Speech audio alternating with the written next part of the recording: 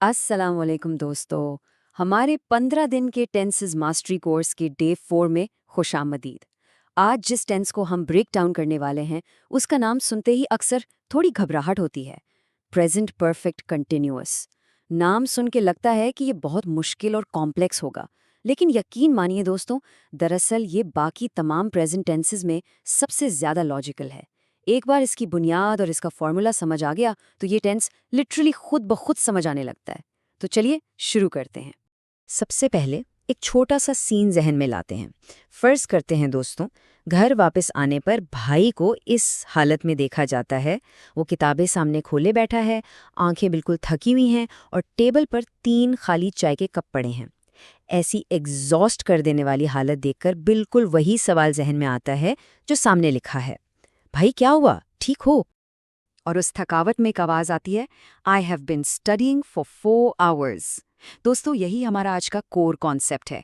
ये एक sentence completely और परफेक्टली हमारे आज के टॉपिक को बयान करता है। ये टेंस हमें बताता है कि एक एक्शन पास्ट में शुरू हुआ, वो अभी भी जारी है, और सबसे अहम बात, हमें एग्जैक्टली मालूम है कि ये कितनी देर से चल रहा है। तीनों चीजें एक ही वक्त में बिल्कुल क्लियर हो रही हैं। तो आज के इस एक्सप्लेनर का सफ़र कुछ इस तरह होगा। पहले कॉन्सेप्ट एंड द फॉर्मूला देखेंगे, फिर प्रैक्टिकल एवरीडे यूजेस, उसके बाद फॉर और सिंस के ज़रूरी रूल्स आएंगे, फिर परफेक्ट और परफेक्ट कंटिन्यूअस का आसानी से समझ आने वाला मुवाजना, और आखिर में कॉमन मिस्टेक्स डिस्कस करके हम उन तमाम 4 प्रेजेंट टेंसेस पर अपनी ग्रिप एब्सोल्युटली मजबूत कर लेंगे। Okay, let's dive into this. Number 1, concept and the formula. Formula देखकर लंबा जरूर लगता है, पर घबराने की बिल्कुल जरूरत नहीं। जब इसको छोटे हिस्सों में तोड़ा जाता है तो ये प्रैक्टिकली खुद ब खुद बिल्ड हो जाता है। सबसे पहले हमारा सब्जेक्ट आएगा, फिर इस टेंस के सपोर्टिंग पिलर्स यानी हेल्पिंग वर्ब आएंगे जो कि हैव या हैज हैं। उसके बाद एक लफ्ज आएगा बिन, और आखिर में हमारे एक्शन यानी मेन वर्ब की आईएनजी फॉर्म। बस इन्हीं ब्लॉक्स को आपस में जोड़ना है और सेंटेंस तैयार। यहाँ पर एक एलिफेंट इन द रूम को एड्रेस करना बहुत ज़रूरी है।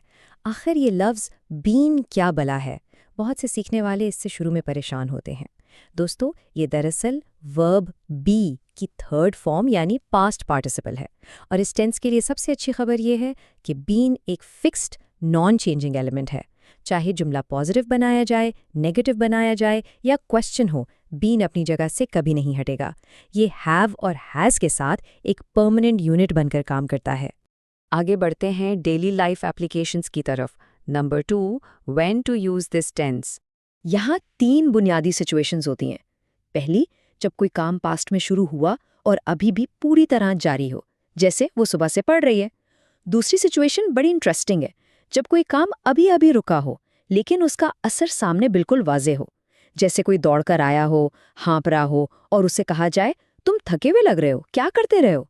और तीसरी सिचुएशन वहाँ आती है जब इरिटेशन या कंप्लेंट शो करनी हो, जैसे पड़ोसी सुबह से शोर मचा रहे हैं और जहन सच में खराब हो चुका है। ये तीनों हालतें इस टेंस को प्रैक्टिकली जिंदा करती हैं। अब आते हैं इस टेंस की बैकबोन पर। Number 3, for versus since rules. For और सिंस दोनों ही वक्त बताते हैं, लेकिन लॉजिक बिल्कुल अलग है। फॉर का इस्तेमाल तब होता है जब ड्यूरेशन यानी मुद्दत को नापना हो, जैसे 2 घंटे से या 3 महीने से। यहाँ वक्त को काउंट किया जाता है। जबकि सिंस तब आता है जब किसी काम का एग्जैक्ट स्टार्टिंग पॉइंट यानी शुरुआत का पॉइंट बताना हो, चाहे वो घड़ी का वक्त हो या कैलेंडर का साल, जैसे सुबह से या 2019 से। इस रूल को हमेशा के लिए जहन नशीन करना एब्सोल्युटली क्रूशियल है। And this brilliantly illustrates our next point. Number 4, perfect versus perfect continuous. एक गोल्डन रूल पर ध्यान देना जरूरी है दोस्तों। अगर फोकस एक मुकम्मल नतीजे या कंप्लीटेड रिजल्ट पर है तो प्रेजेंट परफेक्ट इस्तेमाल होता है। जैसे आई हैव रिटन 3 ईमेल्स, यानी 3 ईमेल्स लिखी जा चुकी हैं, गिनती पूरी है। लेकिन अगर फोकस इस बात पर है कि एक्शन कितनी देर से ऑनगोइंग है, ड्यूरेशन क्या है, तो प्रेजेंट परफेक्ट कंटिन्यूअस आएगा। जैसे I have been writing emails all morning, यानी सुबह से ईमेल्स लिखने का सिलसिला जारी है। कंप्लीशन वर्सेस ड्यूरेशन ही इन दोनों के दरमियान असल फर्क है। अब थोड़ा ट्रबल शूटिंग मोड में आते हैं। Number 5, mistakes and stative verbs. अगर डे 2 को याद किया जाए तो स्टेटिव वर्ब्स की बात हुई थी, वो वर्ब्स जो कोई फिजिकल एक्शन नहीं बल्कि हालत या एहसास बयान करते हैं, जैसे लव, नो या हेट। दोस्तों, इन वर्ब्स को किसी भी कंटिन्यूअस टेंस में इस्तेमाल करना लिटरली हमेशा गलत होता है। मिसाल के तौर पर I have been knowing him for years कहना बिल्कुल रॉन्ग है। इसकी बजाय सिर्फ प्रेजेंट परफेक्ट यूज करते हुए कहा जाएगा I have known him for years. ये एक्सेप्शन जरूर याद रखनी है। उसके अलावा इन 4 ट्रैप्स से लाजमी बचना है। पहला, जल्दबाजी में सेंटेंस बनाते वक्त बीन को स्किप कर जाना। दूसरा, मेन वर्ब के आखिर में आईएनजी लगाना भूल जाना। तीसरा, ही, शी या इट के साथ हैज़ की बजाय गलती से हैव लगा देना। और चौथा, फोर और सिंस को आपस में मिक्स कर देना। अपने जुमले बनाते वक्त इस लिस्ट को माइंड में ज़रूर डबल चेक किया करें। और इसी के साथ let's celebrate. Number 6, mastered all present tenses. इस चार्ट को देखिए, ये कितना लॉजिकल है। हमने एक ही सब्जेक्ट अली की मिसाल लेकर चारों प्रेजेंट टेंसेस को आमने सामने रखा है। सिंपल टेंस हैबिट बताता है, अली क्रिकेट खेलता है। कंटिन्यूअस बताता है कि काम अभी हो रहा है, अली अभी क्रिकेट खेल रहा है। परफेक्ट बताता है कि एक्शन मुकम्मल हो चुका है, अली क्रिकेट खेल चुका है।